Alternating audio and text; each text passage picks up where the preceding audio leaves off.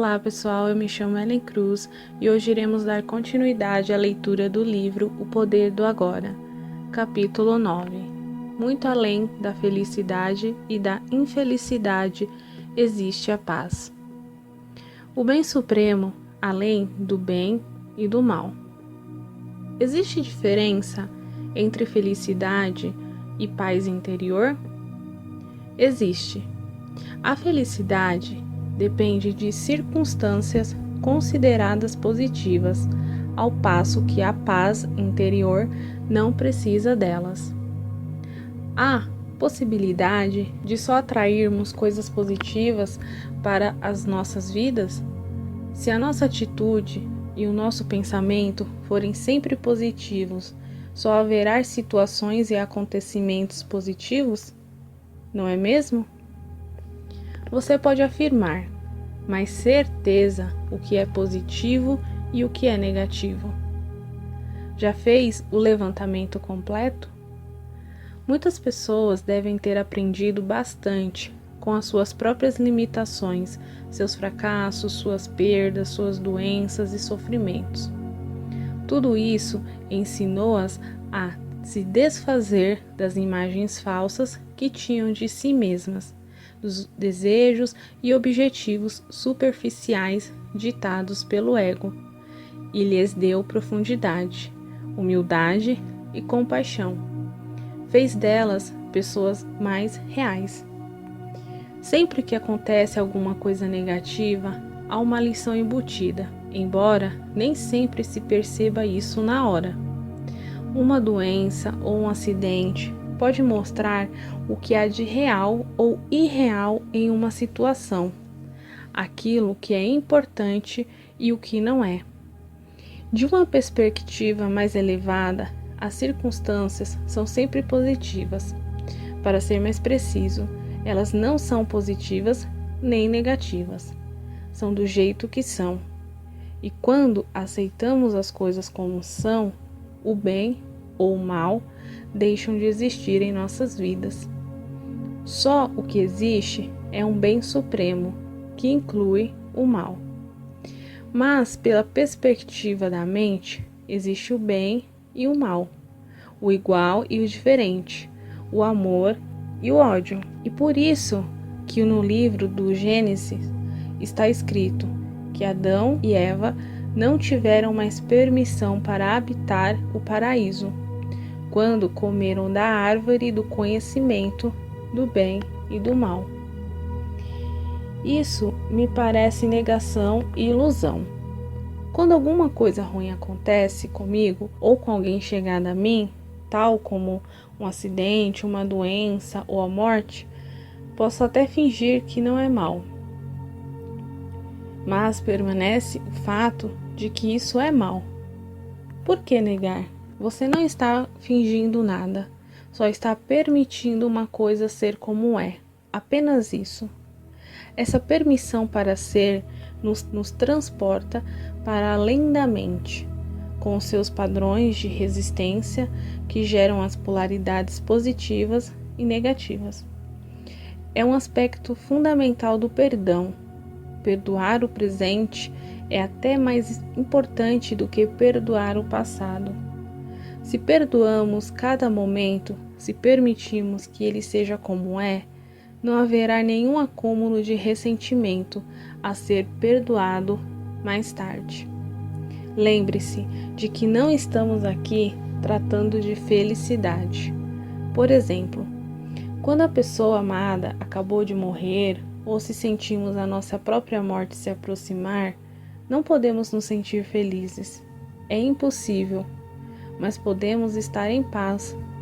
Pode até haver tristeza e lágrimas, mas se deixarmos de resistir, conseguiremos perceber uma profunda serenidade por baixo da tristeza, uma calma, uma presença sagrada. Isso é a emanação do ser, isso é a paz interior, o bem que não tem opositores. E se for uma situação sobre a qual eu possa fazer algo a respeito, como posso permitir que ela exista e mudá-la ao mesmo tempo? Faça o que você tem de fazer. Enquanto isso, aceite o que é. Como mente e resistência significam a mesma coisa para nós, aceitar aquilo que acontece nos liberta na mesma hora do domínio da mente e restabelece a nossa conexão com o ser. Como resultado, as costumeiras motivações do ego para agir, como o medo, a cobiça, o controle, a defesa ou a alimentação do falso sentido do ego, não vão mais funcionar. Uma inteligência muito maior do que a mente passa a dominar tudo, e com isso, uma diferente qualidade de consciência vai influenciar as nossas ações. Aceite o que quer que venha para você nas tramas do destino, pois o que se ajustaria mais adequadamente às suas necessidades? Isso foi escrito há 2000 anos por Marco Aurélio, um homem extraordinário que, além de poderoso, tinha uma grande sabedoria. Parece que a maioria das pessoas precisa vivenciar uma alta carga de sofrimento antes de abandonar a resistência e aceitar, isto é, antes de perdoar. Com o perdão, acontece um milagre do despertar da consciência do ser, através que aparenta ser o mal, a transformação do sofrimento em paz interior. Todo o mal e todo o sofrimento do mundo vão nos forçar a descobrir quem somos realmente. Assim, aquilo que de uma perspectiva limitada percebemos como mal é na verdade parte de um bem maior que não tem opositores. Entretanto, isso só se torna uma verdade através do perdão. Sem ele, o mal permanece como mal. Através do perdão, que significa reconhecer a falta de consciência do passado e permitir que o momento presente seja como é. Acontece o milagre da transformação, não só no lado de dentro, mas também do lado de fora. Um espaço silencioso de uma presença intensa surge dentro de nós e à nossa volta. Quem quer e o que for que penetre no campo da consciência será afetado. Algumas vezes de forma clara e imediata, outras em níveis mais profundos, com mudanças só notadas algum tempo depois. Você dissolve a discórdia, cura o sofrimento, desfaz a inconsciência sem fazer nada, simplesmente sendo e sustentando essa frequência de presença intensa. O fim dos dramas em sua vida. Nesse estado de aceitação e paz interior, pode aparecer alguma coisa na vida para ser chamada de má, da perspectiva da consciência comum.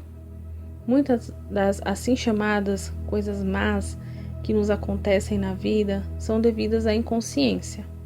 Elas são criadas por nós, ou melhor, são criadas pelo ego. Refiro-me a isso às vezes como drama. Quando restabelecemos a conexão com o ser e não deixamos mais a mente governar, paramos de criar essas coisas. Mas há muitas pessoas que se apaixonam pelos seus dramas particulares de vida. Identificam-se com suas histórias. O ego governa a vida delas e investiram nele todo um sentido de eu interior. Até mesmo a busca de uma resposta, de uma solução ou de uma cura se torna parte dele. O que mais temem é que seus dramas tenham fim. Enquanto essas pessoas forem à mente, seu maior medo será o próprio despertar. Quando vivemos em uma completa aceitação do que é, todos os dramas da nossa vida chegam ao fim. Ninguém consegue ter a mais leve discussão conosco. Não importa quanto tente. Não se pode discutir com alguém completamente consciente. Uma discussão implica identificação com a mente em uma determinada posição mental, tal como resistência e reação às posições de outra pessoa. O resultado é que as polaridades opostas ficam mutuamente energizadas. Esses são os mecanismos da inconsciência. Ainda podemos estabelecer o nosso ponto de vista de modo claro e firme, mas não haverá nenhuma força reagindo ao fundo, nenhuma defesa e nenhuma agressão. Assim, não se criará um drama. Quando estamos completamente conscientes, deixamos de estar em conflito. Ninguém que esteja em unidade consigo mesmo consegue pensar em conflito, diz um curso em milagres. O livro se refere não só ao conflito com outras pessoas, mas fundamentalmente ao conflito dentro de nós, que deixa de existir quando não há mais nenhum desacordo entre as buscas e as expectativas da nossa mente e aquilo que é a impermanência e os ciclos da vida. Enquanto permanecermos na dimensão física, em conexão com a psique humana coletiva, o sofrimento, embora raro, ainda pode acontecer. Não devemos confundi-lo com o sofrimento emocional. Todo sofrimento é criado pelo ego, é fruto de uma resistência. Além disso, nessa dimensão ainda nos sujeitamos à natureza cíclica e à lei da impermanência de todas as coisas. Mas já não vemos mais o sofrimento como uma coisa má, ele simplesmente é. Ao permitir o existir de todas as coisas, uma dimensão mais profunda, por baixo do jogo dos opostos, se revela para nós como uma presença permanente, uma serenidade plena e estável, uma alegria sem motivo que se situa além do bem e do mal. Essa é a alegria do ser, a paz de Deus. No nível de forma existente, nascimento e morte, criação e destruição, crescimento e dissolução de espécies aparentemente independentes, podemos ver isso em tudo, no ciclo da vida de uma estrela ou de um planeta, em um corpo físico, em uma árvore, em uma flor, na ascensão e queda de nações, de sistemas políticos e de civilizações, e também nos inevitáveis ciclos de lucros e perdas que temos na vida. Existem ciclos de sucesso, como quando as coisas acontecem e dão certo, e ciclos de fracasso, quando elas não vão bem e se desintegram. Você tem de permitir que elas terminem, dando espaço para que coisas novas aconteçam ou se transformem. Se nós apegamos às situações e oferecemos uma resistência nesse estágio, isso significa que estamos nos recusando a acompanhar o fluxo da vida e que vamos sofrer. Não é verdade que o ciclo ascendente seja bom e o ciclo descendente seja ruim, a não ser no julgamento da mente. O crescimento é, em geral, considerado positivo, mas nada pode crescer para sempre. Se o crescimento nunca tivesse fim, poderia acabar em algo monstruoso e destrutivo. É necessário que as coisas acabem para que coisas novas aconteçam. O ciclo descendente é absolutamente essencial para a realização espiritual. Você tem de ter falhado gravemente de algum modo, ou passado por alguma perda profunda, ou algum sofrimento, para ser conduzido à dimensão espiritual. Ou talvez o seu sucesso tenha se tornado vazio e sem sentido e se transformado em fracasso. O fracasso está sempre embutido no sucesso, assim como o sucesso está sempre encoberto pelo fracasso. No mundo da forma, todas as pessoas fracassam, mais cedo ou mais tarde, e toda conquista acaba em derrota. Todas as formas são impermanentes. Você pode ser ativo e apreciar a criação de novas formas e circunstâncias, mas não deve se identificar com elas. Você não precisa delas para obter um sentido de eu interior. Elas não são a sua vida, pertencem a uma situação de vida. Nossa energia física também está sujeita a ciclos. Não consegue estar sempre no máximo. Teremos momentos de baixa e alta energia. Em alguns períodos estaremos altamente ativos e criativos, mas em outros tudo vai parecer estagnado. Teremos a impressão de não estarmos indo a lugar nenhum, nem conseguindo nada. Um ciclo pode durar de 2 horas a alguns anos, e dentro dele pode haver ciclos longos ou curtos. Muitas doenças são provocadas pela luta contra os ciclos de baixa energia, que são fundamentais para uma renovação.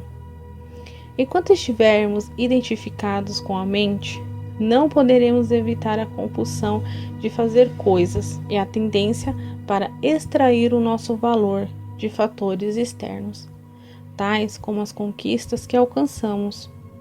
Isso torna difícil ou impossível para nós aceitarmos os ciclos de baixa e permitimos que eles aconteçam. Assim, a inteligência do organismo pode assumir o controle como uma medida de autoprotetora e criar uma doença com o objetivo de nos forçar a parar, de modo a permitir que uma necessária renovação possa acontecer. A natureza cíclica do universo está intimamente ligada à impermanência de todas as coisas e situações. Buda fez disso uma parte central do seu ensinamento. Todas as circunstâncias são altamente instáveis e estão em um fluxo constante, ou, como ele colocou, a impermanência é uma característica de cada circunstância, de cada situação com que vamos nos deparar na vida. Elas vão se modificar, desaparecer ou deixar de proporcionar prazer. A impermanência também é um ponto central dos ensinamentos de Jesus. Não acumule tesouros na terra, onde as traças e a ferrugem arruinam tudo, onde os ladrões arrombam as paredes para roubar.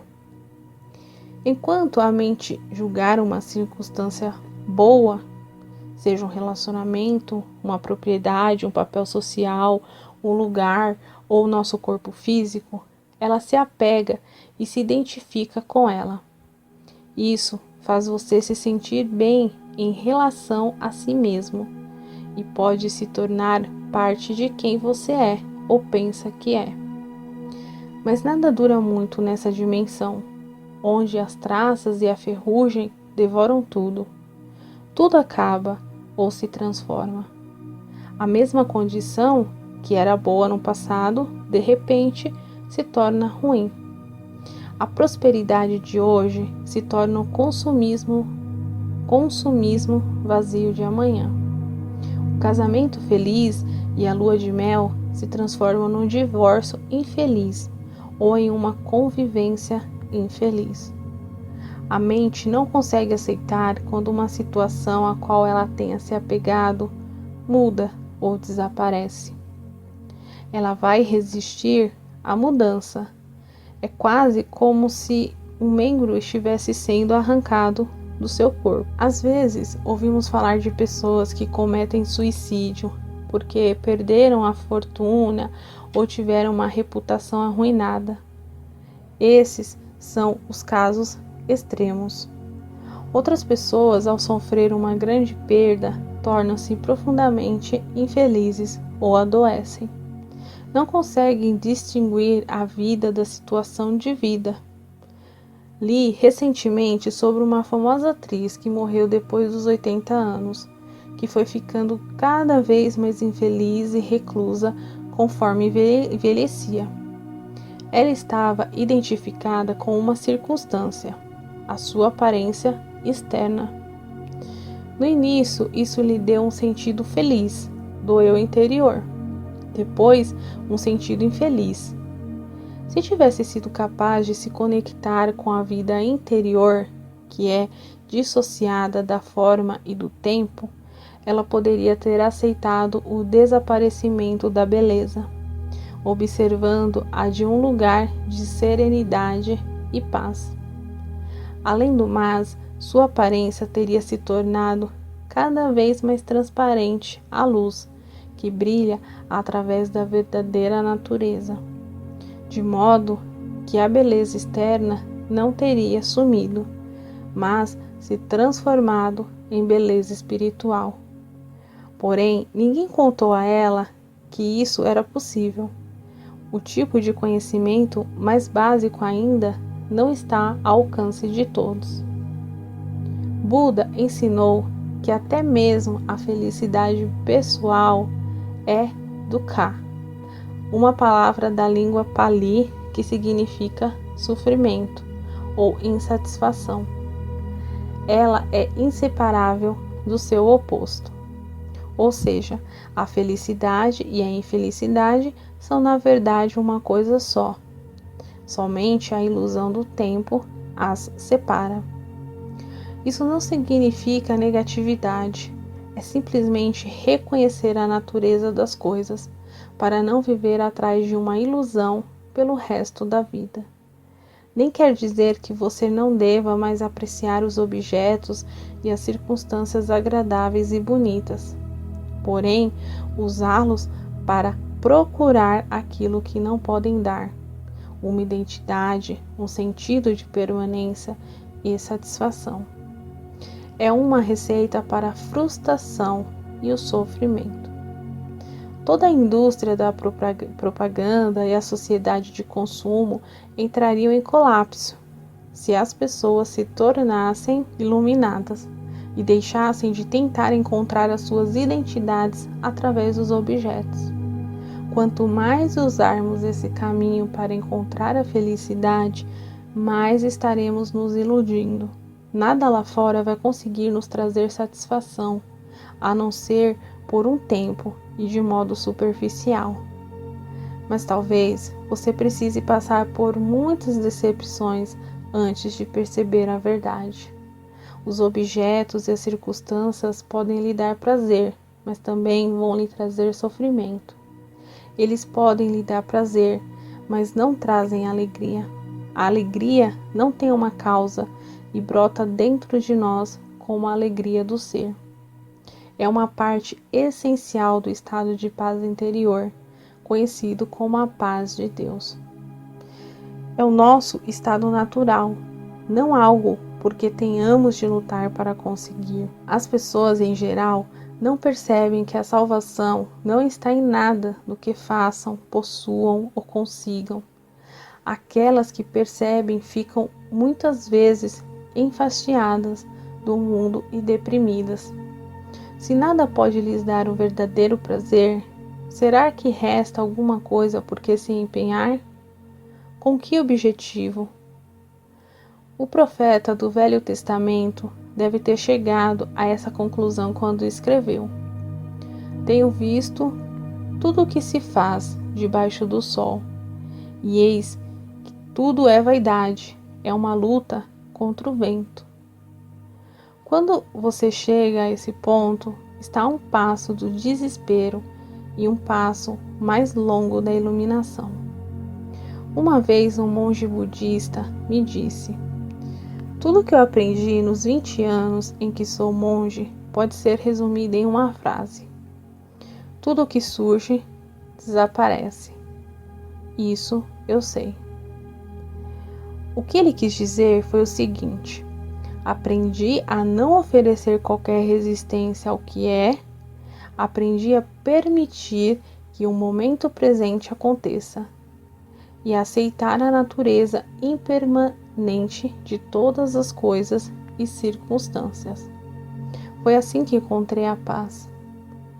Não oferecer resistência à vida é estar em estado de graça, de descanso e de luz.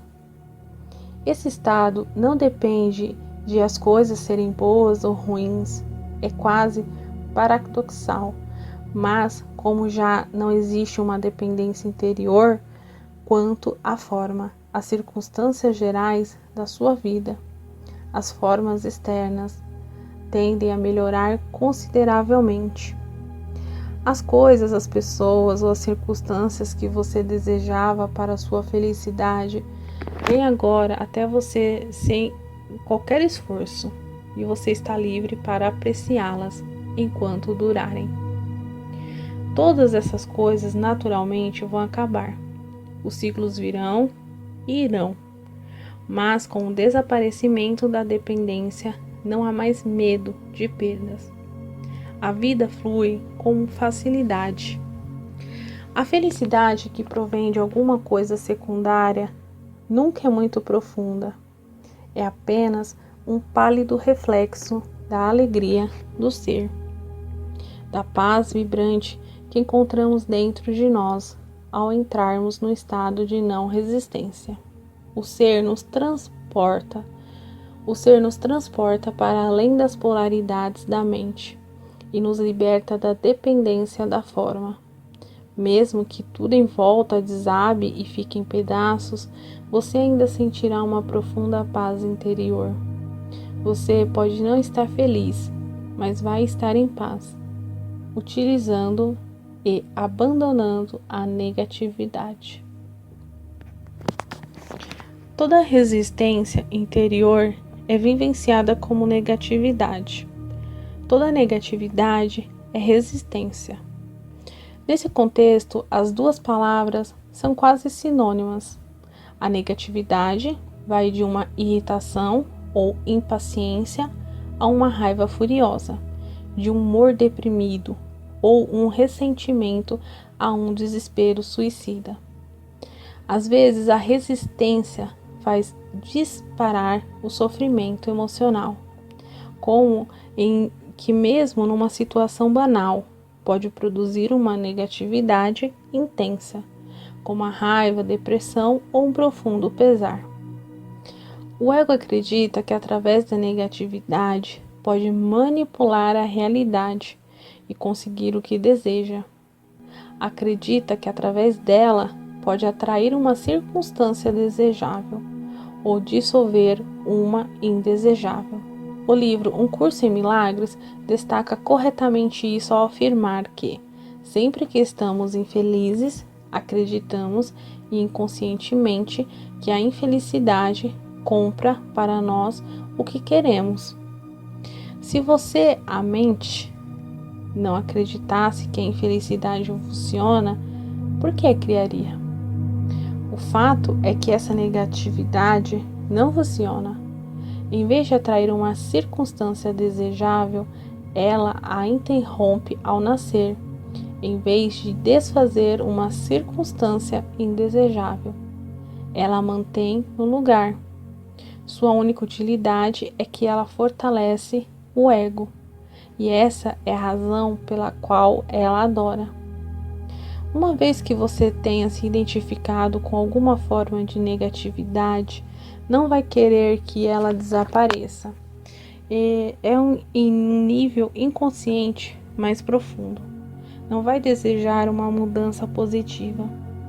Ela iria ameaçar a sua identidade como uma pessoa depressiva, zangada ou difícil de lidar. Você, então, passa a ignorar, negar ou sabotar aquilo que é positivo em sua vida. É um fenômeno comum e também doentio. A negatividade é completamente antinatural, é um poluente psíquico e existe um vínculo profundo entre o envenenamento e a destruição da natureza e a grande negatividade que vem sendo acumulada na psique coletiva humana. Nenhuma outra forma de vida no planeta conhece a negatividade, somente os seres humanos, assim como nenhuma outra forma de vida violenta envenena a terra que a sustenta. Você já viu uma flor infeliz ou um carvalho estressado?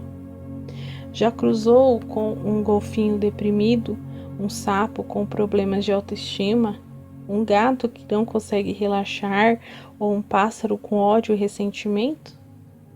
Os únicos animais que eventualmente vivenciam alguma coisa semelhante à negatividade ou mostram sinais de comportamento neurótico são os que vivem em contato íntimo com seres humanos e assim se ligam à mente humana e à insanidade deles. Observe as plantas e os animais, aprenda com eles a aceitar aquilo que é e a se entregar ao agora. Deixe que eles lhe ensinem o que é ser, o que é integridade, estar em unidade, ser você mesmo, ser verdadeiro. Aprenda como viver e como morrer, e como não fazer do viver e do morrer um problema. Vivi com alguns mestres zen, todos eles gatos. Até mesmo os patos me ensinaram importantes lições espirituais. Observá-los é uma meditação. Como eles flutuam em paz, de bem com eles mesmos, totalmente presentes no agora, dignos e perfeitos, tanto quanto uma criatura sem mente pode ser. Eventualmente, no entanto, dois patos vão se envolver em uma briga. Algumas vezes, sem nenhuma razão aparentemente, ou porque um pato penetrou no espaço particular do outro.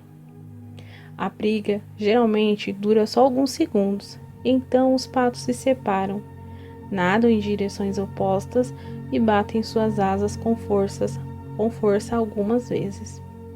Então continuam a nadar em paz, como se a briga nunca tivesse acontecido. Quando observei isso pela primeira vez, percebi, num relance, que ao bater as asas, eles estavam soltando a energia acumulada, evitando assim que ela ficasse aprisionada no corpo e se transformasse em negatividade. Isso é sabedoria natural. É fácil para eles porque não têm uma mente para manter vivo o passado, sem necessidade, e então construir uma identidade em volta dele.